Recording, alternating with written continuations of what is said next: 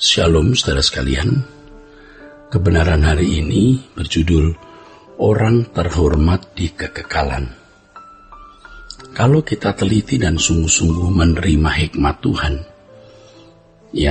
kita dapat mengerti bahwa doa Bapa kami membawa kehidupan kita tidak wajar di mata manusia pada umumnya.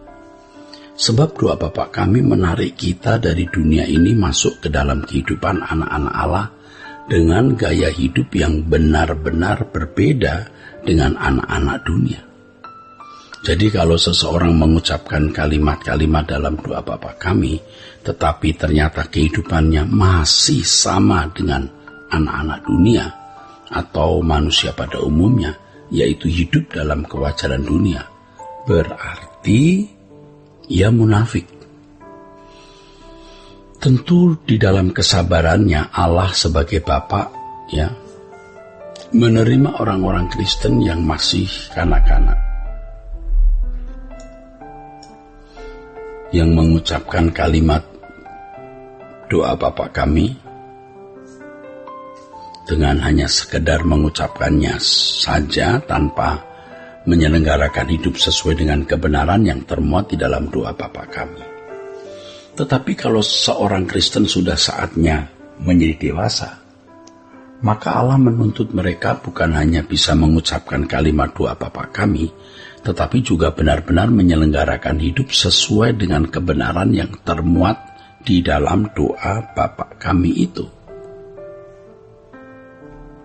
Nah, saudara, jangan merasa sebagai kanak-kanak terus bisa mengucapkan kalimat doa Bapa kami tanpa menyelenggarakan hidup sesuai dengan maksud doa Bapa kami itu, atau tidak sesuai dengan kebenaran yang termuat dalam doa Bapa kami.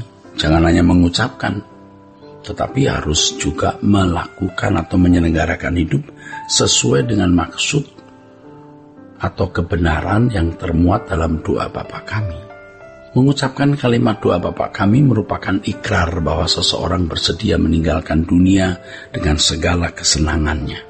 Sebab dengan mengucapkan doa Bapa kami, ia berhenti untuk hidup dalam kesenangannya sendiri dan hidup hanya untuk kesenangan Allah.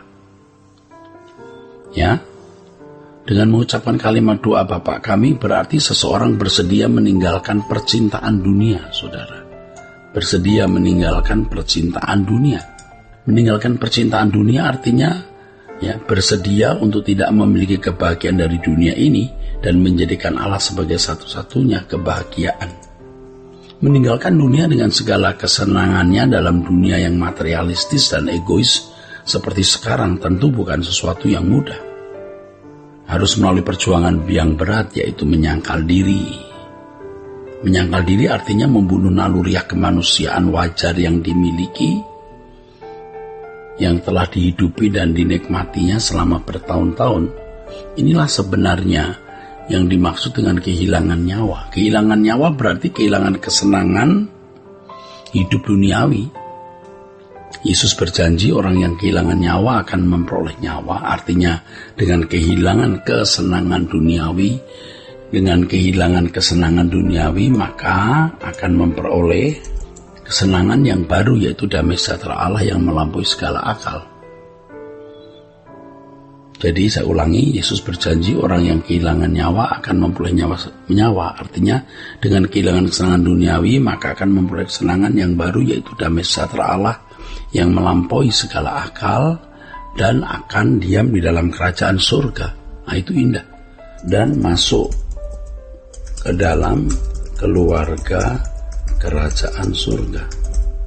Itu indahnya, saudaraku. Indahnya. Meninggalkan dunia dengan segala kesenangannya bukan berarti lalu kita menjadi malas bekerja, menjauhkan diri dari pergaulan, lalu kita hanya sibuk dengan kegiatan gereja. Kita harus memenuhi tanggung jawab hidup, yaitu memaksimalkan potensi, mengembangkan semua bakat dan bekerja keras. Tetapi semuanya kita lakukan untuk kepentingan kerajaan Allah. Seiring dengan perjalanan waktu dan bertumbuhnya kedewasaan, maka kita akan mengerti yang dimaksud dengan kepentingan kerajaan Allah. Setiap orang akan memiliki kepekaan menemukan tempatnya ya, dalam mengabdi kepada Allah. Disitulah seseorang menemukan bagian hidupnya untuk kepentingan kerajaan Allah. Dalam hal ini seseorang tidak harus menjadi pendeta atau full-timer gereja. Seorang pendeta atau full-timer gereja belum tentu hidup untuk kepentingan kerajaan Allah dengan benar, saudaraku.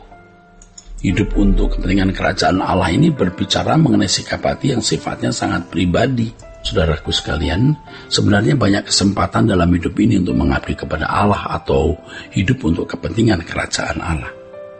Sayang sekali, saudara, banyak orang tidak menemukannya. Sebab selain ia tidak dewasa rohani dan tidak memiliki kepekaan terhadap kehendak Allah, sehingga tidak mampu menjadi anggur yang tercurah dan roti yang terpecah. Orang-orang seperti ini suatu hari nanti akan sangat menyesal, yaitu ketika berhadapan dengan pengadilan Tuhan, ya, ketika ada di pengadilan Tuhan, saudaraku sekalian, ya, dan harus mempertanggungjawabkan hidupnya di hadapan Allah. Harus mempertanggungjawabkan hidupnya di hadapan Allah maksudnya. Tuhan memberi hidup, saudaraku, kepada kita agar kita mempersembahkan hidup kita untuk Dia.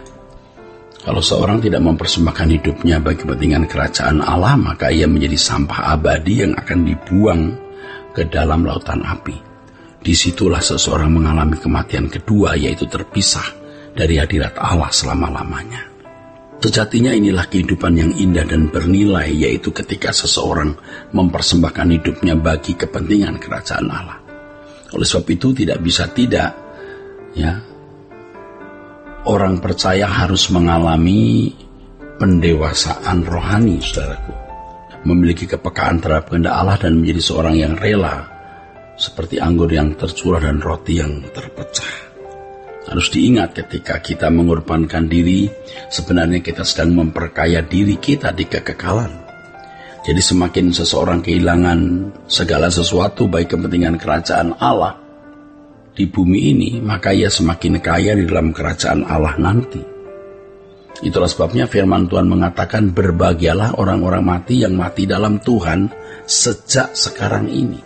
Sungguh, kata Roh, supaya mereka boleh beristirahat dari jerih lelah mereka, karena segala perbuatan mereka menyertai mereka. Mati dalam Tuhan artinya orang-orang yang semasa hidupnya telah mengorbankan dirinya tanpa batas bagi kepentingan kerajaan Allah, atau hidup sepenuh bagi Allah. Saudaraku, orang-orang inilah orang-orang yang terhormat di kekekalan. Orang-orang yang terhormat di kekekalan, saudaraku, ini orang yang beruntung, ya. Orang yang beruntung dengan keberuntungan abadi. Tidakkah kita memiliki keberuntungan seperti ini? Maukah Anda memiliki keberuntungan seperti ini? Mari kita bangun mulai sekarang. Sesungguhnya doa Bapa kami mempersiapkan kita untuk menjadi orang yang terhormat di kekekalan. Puji Tuhan. Amin.